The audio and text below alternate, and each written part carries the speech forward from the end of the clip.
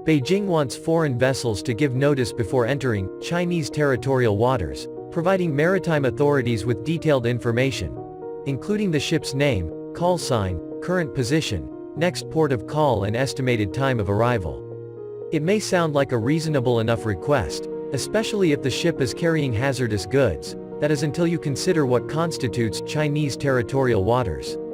Beijing asserts sovereignty over vast swaths of the South China Sea, under its widely contested and far-reaching Nine-Dash Line, as well as disputed islands in the East China Sea. Will China try to enforce the new law in disputed seas? If it does, Pacific powers like Japan and the United States almost certainly won't comply. And, how will China react?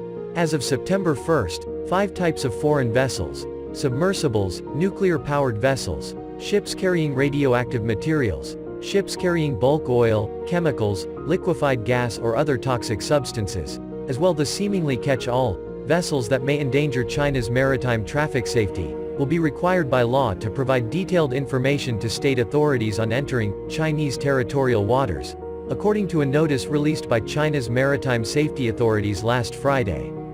However, the regulations lack specifics and Western analysts say they skirt close to countering the United Nations Convention on the Law of the Sea, which guarantees a coastal state will not hamper the right of passage of foreign vessels if they don't threaten a nation's security. The new regulations are the second such instance of Beijing attempting to provide a legal justification for its maritime reach this year, following a law introduced in February that allows the Chinese Coast Guard to use weapons to protect China's national sovereignty, an action previously reserved for units of the People's Liberation Army. The main focus of both of China's new legal claims is widely considered to be the South China Sea, almost all of which Beijing claims as its sovereign territory, despite overlapping claims by the Philippines, Vietnam, Malaysia, Brunei, Indonesia and Taiwan. The U.S. has shown a staunch unwillingness to comply with China's demands in the region, routinely carrying out freedom of navigation operations, which challenge Beijing's claims to disputed islands.